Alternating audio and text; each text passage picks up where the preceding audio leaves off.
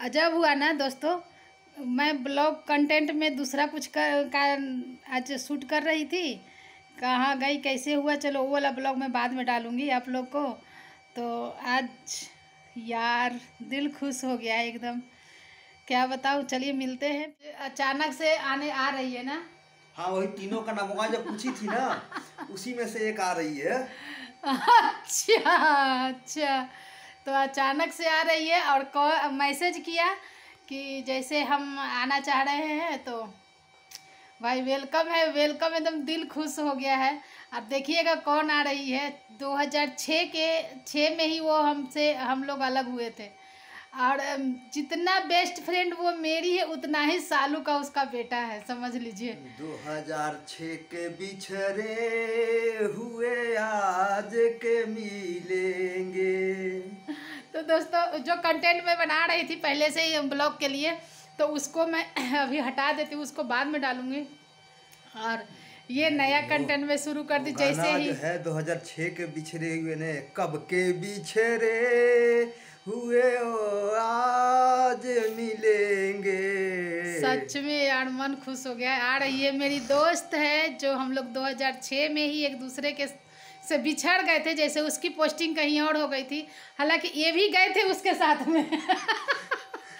उनका हस्बैंड और मेरे हस्बैंड यानी फौजी साहब का भी ट्रांसफ़र वहीं हुआ था। लेकिन ज्योति को लेकर नहीं गए थे। मुझे लेकर के नहीं गए थे। सालू पढ़ रही थी, इसलिए मैं बोकारो में ही रह गई थी। और घर भी मिला था वहाँ कैसे, हाँ, ऊपर नीचे उसके साथ में। हाँ। और वहाँ रूम भी, क्वार्टर भी मिल गया था, बट हमको लेके नहीं गए थे।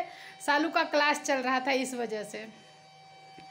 और वो चली गई थी वहाँ। वहाँ के बाद फिर बिछड़ते चले गए, लेकिन कांटेक्ट हम लोग कभी नहीं छोड़े ना। कांटेक्ट हर समय हम लोग का बना रहा, बढ़िया से बातचीत होने लगा। और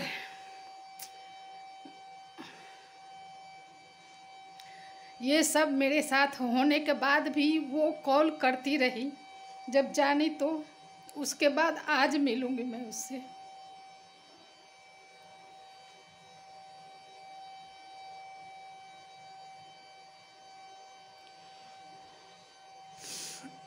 दोस्तों, उसके बच्चे भी बड़े हो गए हैं, और जब आएगा वो तो मैं बताऊंगी कुछ बातें उसके बारे में। और अच्छा लगा सुन करके। यहीं पर है, धनबाद में ही। उनका भी, भैया का भी ट्रांसफ़र है, और हम लोग, इनका भी, फौजी साहब का भी है। लेकिन क्या हुआ है कि एरिया सिर्फ हम लोग का अलग अलग हुआ है ना। चौका छक्का। हाँ, वो दूसरे नंबर एरिया में है, हम लोग दूसरे नंबर एरिया में है। तो यही बात है कि मतलब ज़्यादा दिन हो गया, 1 महीना के से ज़्यादा मुझे आए हुए हो गया, तब आ रही है। हालांकि ड्यूटी यहाँ बहुत टफ है, तो इस वजह से ना तो उनको टाइम मिला। जैसे ही टाइम मिला है, मुझे कल की है कि मैं आऊँगी आपसे मिलने।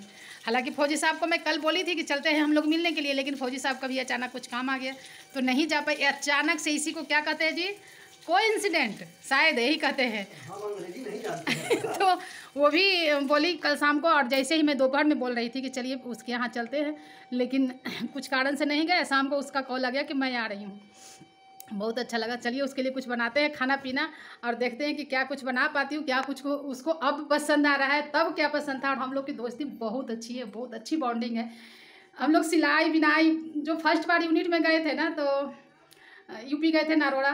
तो नरोड़ा में उसका बाबू होने वाला था और मेरी सालू हुई थी। तो बस एक डेढ़ 2 महीने का, दोनों छोटा बड़ा है। सालू बड़ी है 1.5 महीने की, और 1.5 महीने के वो छोटा है। तो इतने हम लोग सिलाई बिनाई, क्रोशिया का काम, चाहे कुछ भी, इतना ज़्यादा करते थे ना। और दोनों ही मिल करके करते थे। वो अगर कहीं से डिज़ाइन देख करके आ गई तो हमें बताती थी, मैं कहीं से डिज़ाइन देख करके आ जाती थी, मैं बताती थी उसको। और हम लोग बहुत अच्छे से। और यहाँ हो रहा है, मेरी फ्रेंड आ रही है इसलिए क्या। अरे थोड़ा देखे कि नहीं, रुखरा रुखरा लगेगा। कितने दिन के बाद मिलिएगा ना। चांदनी आ रही है। तो आज का ब्लॉग बहुत अच्छा होने वाला है दोस्तों। मैं अपने इमोशन पर कितना कंट्रोल कर पाती हूँ, ये मुझे ही खुद पता नहीं है। कोशिश तो मैं बहुत करती हूँ कि मैं अपने इमोशन पर कंट्रोल करूँ, बट हो तब तो। लेकिन फर्स्ट बार मिलने से सबको ऐसे लगता है, इतने क्लोज, जो रिश्तों से ऊपर मेरे लिए ये सब फ्रेंड है। तो यही सब बात है। और गन्नू भैया, आप मुझे आज संभाल लेना। तो चलिए बनाते हैं उसके लिए कुछ खाना पीना, और क्या कुछ बनाती हूँ, क्या कुछ लाती हूँ, देखते हैं। और ब्लड टेस्ट करवा करके आई हूँ, फिर से जाना है ब्लड टेस्ट करवाने। तो खाना वाना हम लोग का हो गया है। तो चलिए अब मिलेंगे जब वो आएगी तब।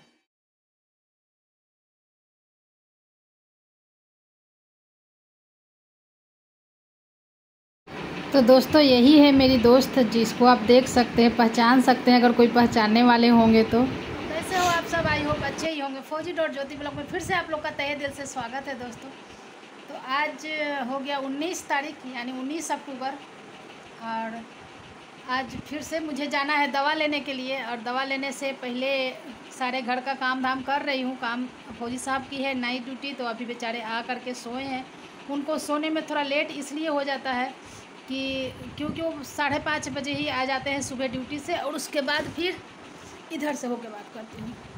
उसके बाद फिर वो थोड़ा नाश्ता, चाय नाश्ता होता है, फिर दोनों बैठ के गप्पे मारते हैं थोड़ी 5-7 मिनट, क्योंकि एक दूसरे को बैलेंस देना सबसे पहले ज़रूरी हो जाता है। अब मैं उनकी सुनूंगी, वो मेरा सुनेंगे, तभी तो होगा। ऐसे वो भी आ करके कहते हैं कि मैं सो जाऊँगा।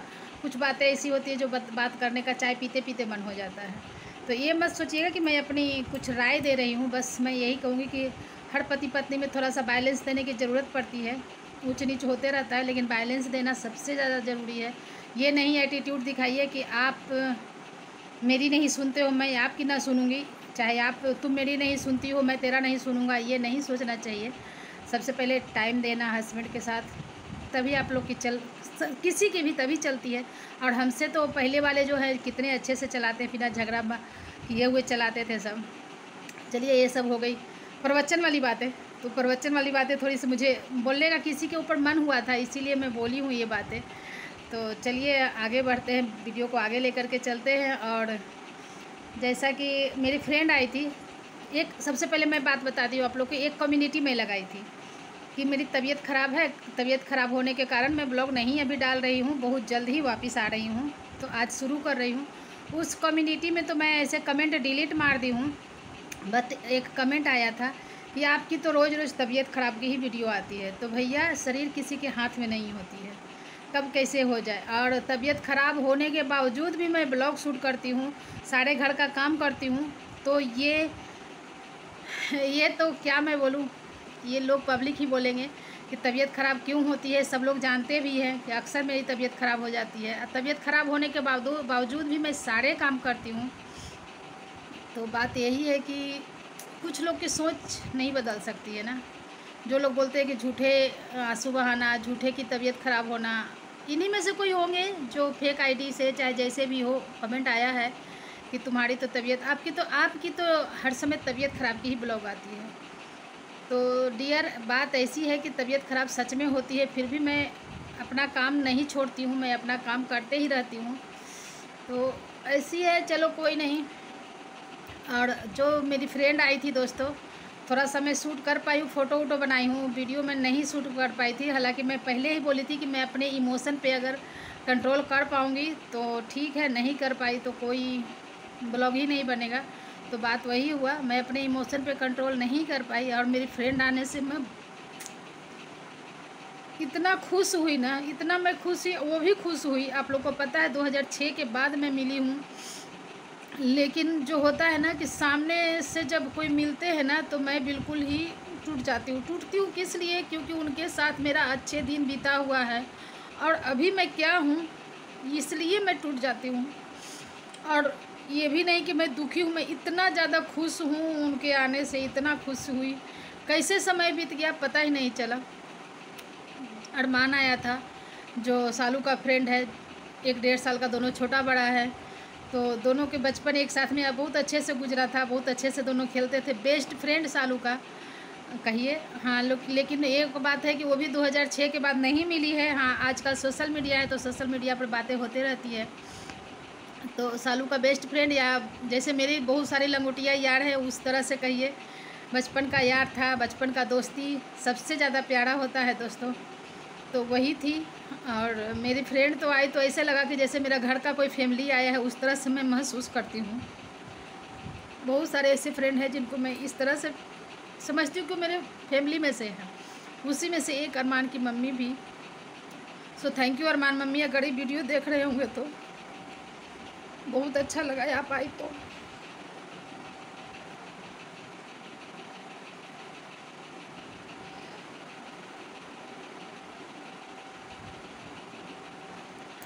बस मैं इमोशन पे अपना आंसू नहीं रोक पाती हूँ दोस्तों। कोई अपने लोग आते हैं तो ऐसे लगा कि मैं क्या क्या बातें बताऊं उनको कि ऐसे हुआ ऐसे हुआ। हालांकि उनको बताने की ज़रूरत नहीं है, वो सब जानती है जी, किसको मैं साथ में रखी थी, किसके साथ मैं क्या कुछ की हूँ। बचपन से रखने का कोई सिला नहीं रहा दोस्तों, जिसको मैं रखी थी बचपन से। कहिए कि हाथ में कलम कॉपी देने का मैं ही सिखाई। खैर, ये सब बातें बोलना मैं नहीं चाहती ब्लॉग में, बिल्कुल ही नहीं। तो आई तो बहुत अच्छा लगा। और वही बात हुआ दोस्तों, उनके जाने के बाद मेरी तबीयत ख़राब हुई, क्योंकि अब क्या हो रहा है ना, अब शरीर के अनुसार, उम्र के अनुसार कहिए, या मतलब पता नहीं क्यों जिस दिन मैं ज़्यादा रो लेती हूँ ना, 3-4 दिन तक मेरी तबीयत ठीक ही नहीं रहती है। ऐसे लगता है कि शरीर में जान ही नहीं है, ना तो ढंग से खा पाती हूँ, ना आवाज़ भी मेरा नहीं निकलने लगता है सही से। बात यही है कि अगर मैं रो लेती हूँ ज़्यादा, चाहे कुछ भी हो, तो मेरी आवाज़ निकलना थोड़ा सा, मतलब साउंड में ही पता चल जाता है कि मेरी तबीयत ख़राब है। तो बात यही हुआ था, इसी कारण से मैं ब्लॉग नहीं दे पा रही थी दोस्तों। और इसको थोड़ा सा रख देती हूँ, इस पर देखती हूँ ना गिरे तो, नहीं तो गिरेगा तो फिर सत्यानाश। तो बात यही, इसी कारण से नहीं आ रहा था ब्लॉग। और कम्युनिटी की बात भी आज भी ब्लॉग में नहीं डालती, लेकिन कम्युनिटी की बात आ गई कि लोग कहते हैं कि तुम्हारी तो डेली ही तबीयत ख़राब रहती है। तो डियर, मैं कुछ नहीं कर सकती, वो मेरे हाथ में नहीं है।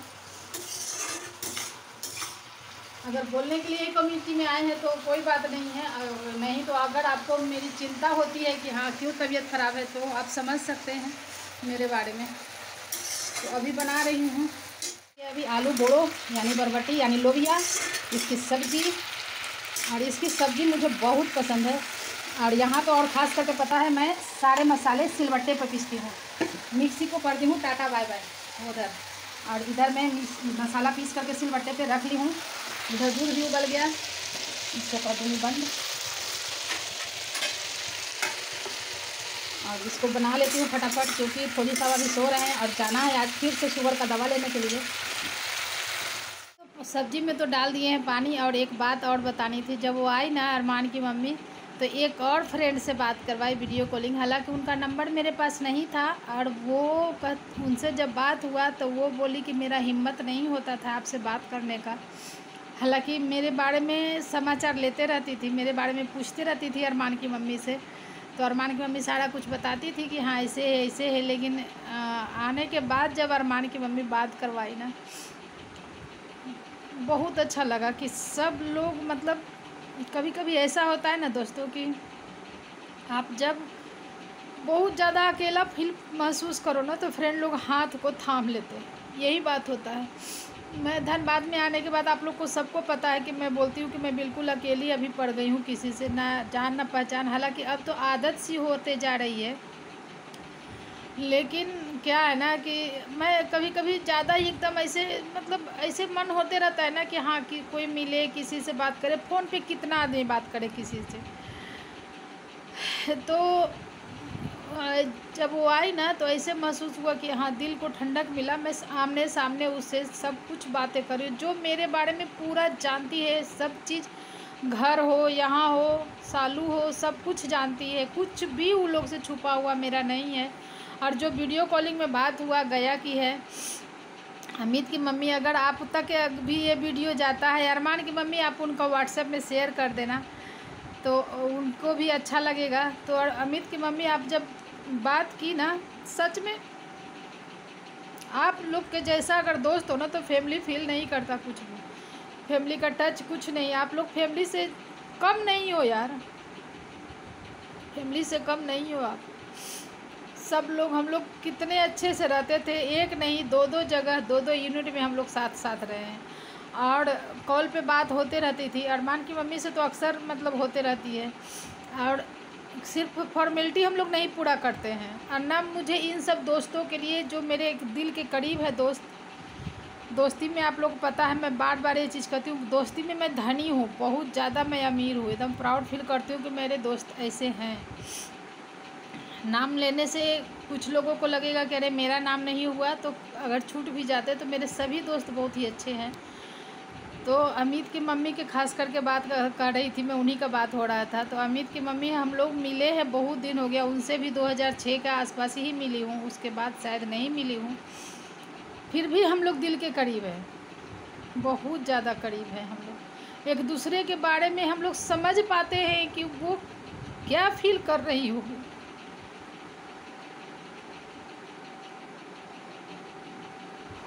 लेकिन दूर रह कर के भी हम लोग पास हैं।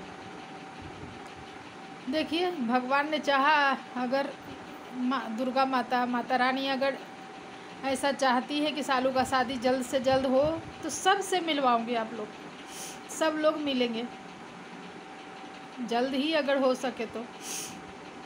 जब भी हो, साल 2 साल 3 साल जब भी हो, तो आप लोग को मिलवाएंगे ज़रूर करके, और सब के बारे में बताएंगे।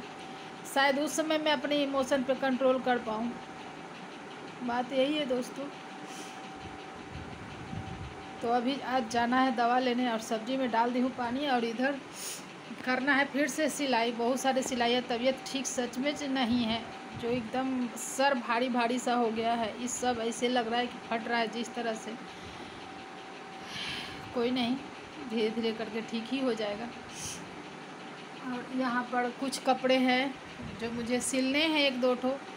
तो तबीयत ख़राब हो, मेरे पापा कहते थे कि तबीयत ख़राब रहने पर अगर हम खाना खा सकते हैं, बाथरूम जा सकते हैं, बातें कर सकते हैं, तो जितना हो सके उतना काम भी करना चाहिए, ना तो और बीमार लगता है आदमी। तो पापा की पल पल याद आती है, और पापा की बातें, हर बात पापा की याद आती है मुझे। चलिए दोस्तों, ब्लॉग को लंबा नहीं करते हैं ज़्यादा, आगे अगले ब्लॉग में मिलेंगे नई एनर्जी के साथ, नई ऊर्जा के साथ में। तो मिलेंगे नेक्स्ट ब्लॉग में। तब तक के लिए इस ब्लॉग को एंजॉय कीजिए, अगर अच्छी लगी होगी तो लाइक कीजिएगा, नहीं अच्छी लगेगी तो डिसलाइक कीजिएगा, और कीजिएगा ज़रूर करके कुछ न कुछ कमेंट कर दीजिएगा तो ज़्यादा अच्छा है। और अपने भाई बंधुओं में शेयर कर दीजिएगा तो मेरा सब्सक्राइबर बढ़ जाएंगे। तो दोस्तों ये काम ज़रूर कर दीजिएगा, 2-4 भी सब्सक्राइबर बढ़ जाते हैं तो मुझे उम्मीद होती है कि मेरे ब्लॉग आप लोग तक पहुँच रही है और अच्छी लग रही है। तो चलिए मिलते हैं नेक्स्ट ब्लॉग में, तब तक के लिए टाटा।